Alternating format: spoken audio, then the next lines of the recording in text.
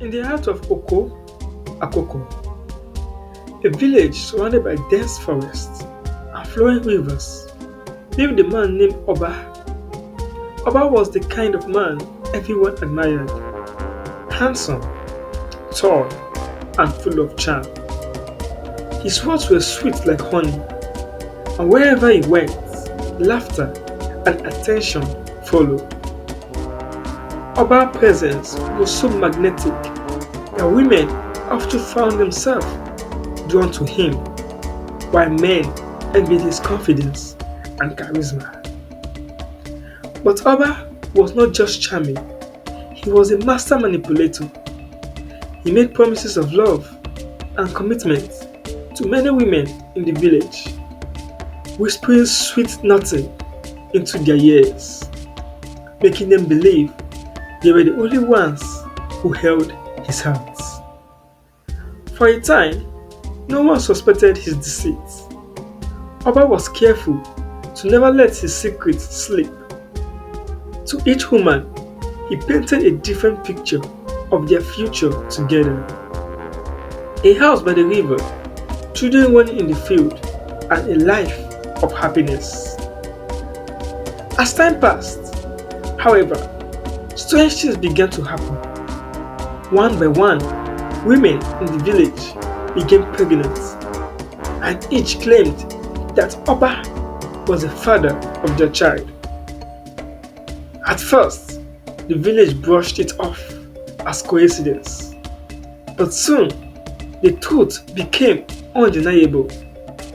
Oba had fathered many children, and women he had deceived were left with nothing but broken promises and swelling bellies. The village was thrown into chaos. The elders, the custodians of tradition, were furious. Oko-Akoko was a place of order where family and respect for customs came first. To have so many women pregnant without marriage was a great dishonor, not just to the women, but to the entire village. They summoned Oba to stand before them. Oba, however, was unbothered. Even as the elders scolded him, he stood tall and confident, denying any responsibility. "I owe no one anything," he said, with a smug smile. "The women came to me willingly, and I promised them nothing." His arrogance enraged the council, but without concrete evidence of his promises, they could not punish him. The women, on the other hand, bore the brunt of the blame. In a society where women were often held to a high standard of purity and virtue, the pregnant woman became the subject of gossip and ridicule. Everywhere they went, they had whispers. Some said they had brought shame upon their families, while others accused them of being foolish for falling for Oba's lies. Yet deep down, the women knew they were not the ones to blame. Among them was Ifelayo, a strong-willed and intelligent woman who had loved Oba more deeply than the others. She had believed his every word, even envisioning a future where they would live as husband and wife. But when she confronted him about his betrayal, he laughed in her face and dismissed her pain. That moment ignited a fire within Ifelayo, a determination to not let Oba walk away without facing consequences. Ifelayo began gathering the women who had fallen for Oba's lies together. They formed a bond, a sisterhood, and shared pain and betrayal. As they shared their stories, they realized that Oba's charm had been more than just natural charisma. It seems as though he has cast a spell over them, clouding their judgment and blinding them to the truth. One evening, Ifelayo suggested something bold. We should seek justice, not just from the village, but from the spirits. In Oko-Akoko, the belief in ancestral and foreign spirits was strong. The people knew that the spirits governed the land, the rivers, and the skies, and that they could be called upon in times of great need. The women agreed, and they sought out a woman named Abeni, the village oldest and most knowledgeable spiritual healer. Abeni had lived through many seasons and was said to be in touch with the spirits in ways no one else could understand. When the women explained the situation, Abeni nodded slowly, as if she already knew what needed to be done.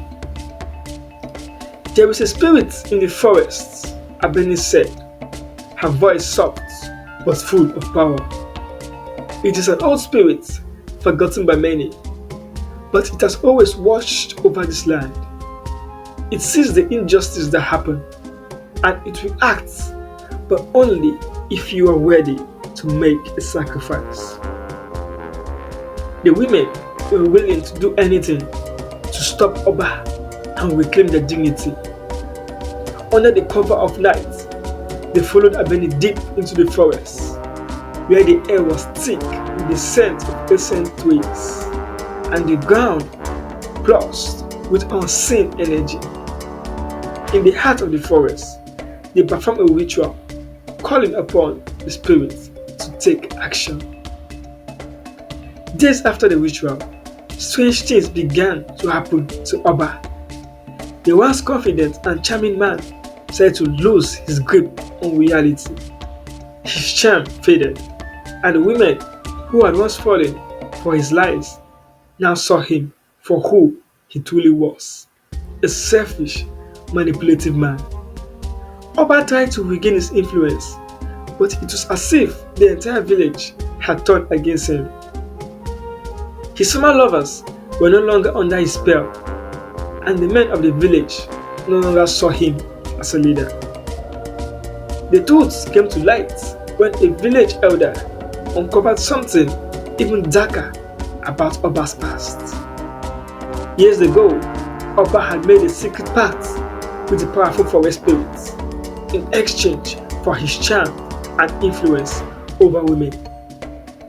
He had promised the spirits a portion of the village's sacred land, but Oba had failed to keep his end of the deal, and now the spirits was demanding payments. The village gathered once again, this time not just to confront Oba, but to hear the truth about his pact with the spirits. When the elders revealed the details, the villagers were horrified. Oba had not only betrayed the women, but he had also put the entire village at risk by angering the spirits. In the end, Oba was forced to confess his wrongdoing before the entire village. The council banished him from Oko-Akoko, stripping him of all his privileges.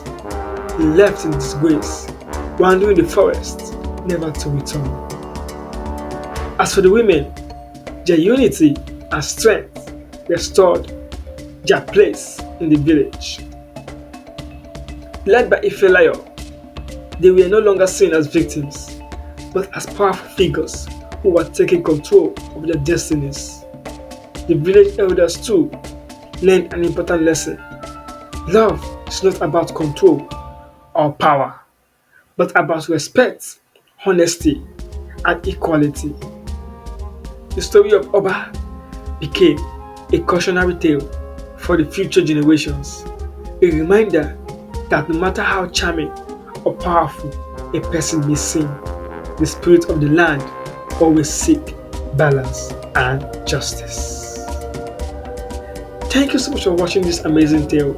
Please like and subscribe to this channel, as it means so much to us and it helps us grow. We love you and see you in our next amazing African tales.